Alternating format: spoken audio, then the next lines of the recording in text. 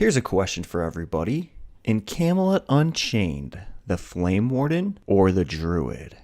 Let's find out.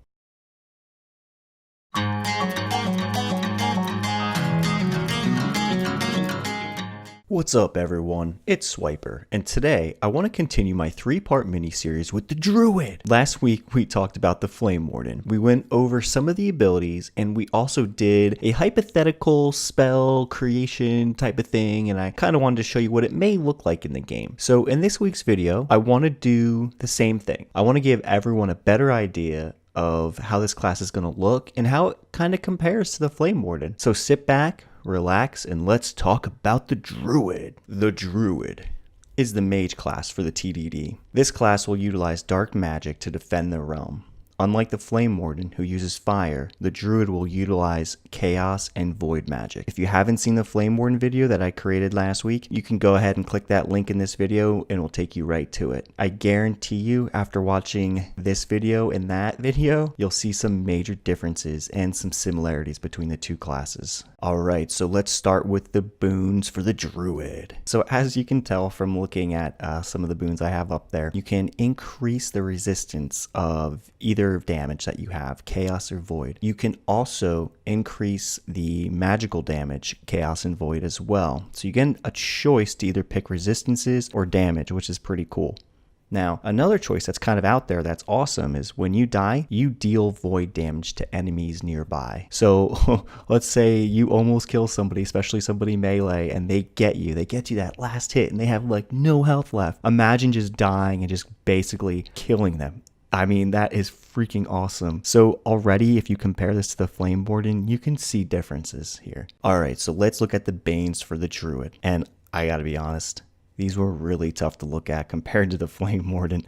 So let's get into it. So as you can see, there is a lot of reduction. You'll see a reduction for stability for your magic abilities. You'll see a reduction for your physical resistances. You'll see a reduction in incoming healing, and you'll also see an increase in preparation and recovery for magic abilities. And last but not least, all incoming damage is increased by a small amount. So yeah, these were really tough to look at. Like overall, it looks like you're losing a lot of defensive traits here. Alright, moving on to the runes for the Druid. So looking at these runes, they are a bit different. Now, if you remember from the Flame Warden video, you'll notice that some of the abilities the Flame Warden would actually do, they would actually take some damage back. Kind of reminded me of the, was it the Bright Wizard in Warhammer, I think? And also the Sorceress, since the classes were basically mirrored in a sense in that game. But anyhow, let's get to it. So for the Druid, they are a bit different. They are not taking damage when dealing damage, so that's pretty cool. As you can tell, you have a choice between doing some void damage or doing some, chaos damage. So the void damage looks like you can hit a little bit harder with. You can also decrease some of the resistance to your void magic upon enemies, and it looks like you can do moderate damage with chaos. And I also see a little bit of similarity here. You could do some low chaos damage over time, and it also reduces the movement speed of the target. So I think a Flame Warden also had something similar to that. But here's something that's awesome. Deals low direct arcane damage. So this is something you can kind of mix up and just say, hey, I want this spell to do arcane damage rather than void and chaos. So again, it's giving you another choice here. All right, so let's move on to the shapes. So when you compare the Flame Warden to the Druid, you'll instantly see these shapes are identical, besides the last one. And I think they did that on purpose, maybe for balance reasons, or maybe just so they can get these mages out there and they can see how we utilize all these and see, like I said, for balance. Now, I know they're going to be adding more the further and further they get in development, so don't worry. Every class is not going to have the same exact thing when it comes to shooting all spells, but I got to imagine they got to be pretty similar either way. But that's just my speculation. So anyhow, let's quickly go over these. So as you can see, you can select a fast moving projectile with low tracking. You can select 2 different ball spells that are large, they move slow, and they have high tracking, or they're long ranged. You have 3 different types of AoE, whether it's melee, whether it's a cone effect or it's a targeted AoE on an enemy. You can also make a beam effect, which reminds me of a freaking laser. I love lasers. if you can't tell already. You can create a barrier on an ally, and I think it has some effect if an enemy were to hit that ally. And you can also create a rift that applies effects to any enemy that touches it. So it kind of reminds me of the flame wall. Maybe it'll be like in a circle shape or something. Who knows? We'll have to just wait and see what these look like. So overall, you have some similar choices to the Flame Warden, but like I said, you can still really customize how you deliver your spells.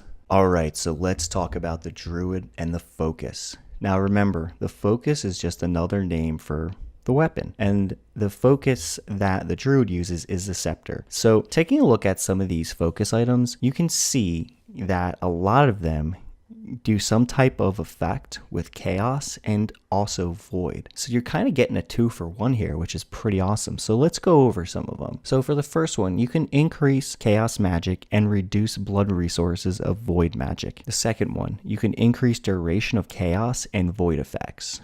Number 3, you can reduce the preparation recovery times of magic abilities and increase the stability of chaos magic abilities. Number 4, increase damage of void magic, which adds disruption to chaos magic abilities. Now that's pretty freaking awesome. And for the last one, reduces blood resource of void magic, reduces prep and recovery times of chaos magic. So as you can see, and if you compare some of these traits with some of the Banes you have to select, you can kind of even it out. Now I don't know how much you'll be able to even it out, but from the wording, it looks like they're almost canceling each other out or kind of, pushing back on each other. So that's pretty awesome. Alright, so let's end on the infusions. So overall, the infusions are somewhat similar, but you also see some differences compared to the Flame Warden. And again, if you don't know what infusions are going to be consumables that you have to obtain by either killing players or mobs or something along those lines. And how this works is you add a infusion to your ability, and as long as you have that consumable, you'll get that effect from that ability. So let's go over some of the ones that I saw that looked pretty interesting.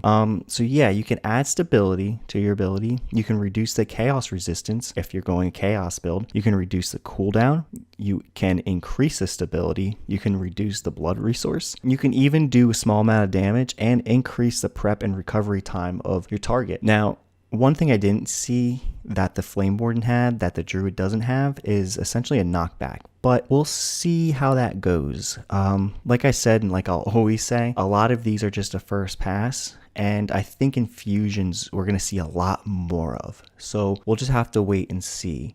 Alright, so let's get to my favorite part of this video, actually creating the spell. So my thinking here was to make a mid-range chaos build or spell. So let's start with the Banes and the Boons. The first boon I chose was to increase the chaos damage. The Bane that I chose was to increase all incoming damage. The rune that I chose was to do low chaos damage to a target over time and reduce their movement speed. And the shape I took, naturally, you probably all know, was the beam. I want to shoot that big laser, man. I want to shoot that laser and hit like 10 people and keep them all slowed and do damage over time and let that damage tick, tick, tick, tick, tick. So what scepter would I choose? I'm choosing that increase to chaos magic, of course. And the infusion I want to take reduces the chaos resistance. So basically what I'm going for is to kill their resistance, hit them over time, keep them slowed, and just do work on it. Just do absolute work. So overall, you can see some differences and some similarities between the Druid and the Flame Warden. And to be honest, it's really refreshing to see how different these classes already are, and they're not even complete yet. I mean, just think about it. When you're running out in the world and you see a Druid or a Flame Warden, are you really going to know what they're going to do? What their next ability is going to be? Yeah, you might know their element, but that's about it. I mean, how awesome is that? In other MMOs, you can see another class, and essentially you can say, okay, well, they're going to do this rotation or this rotation. And to me, it's kind of predictable. So it's going to be awesome. I really think these classes are not going to be predictable. I don't think there's going to be just one single cookie cutter build for anything. So anyway, next week I'll be going over the Wave Weaver. Something that's true to my heart because I love the Vikings. So I hope you guys enjoyed this video. If you liked it, please hit the thumbs up. And if you would like weekly updates just regarding Camelot Unchained or any other information I put out there about the MMOs I'm playing now, please hit that subscribe button. And remember, every week I do the weekly wrap-up summary. So make sure to check that out coming up this week. Thank you all for listening. I appreciate it. Have a good week. Talk to y'all next week.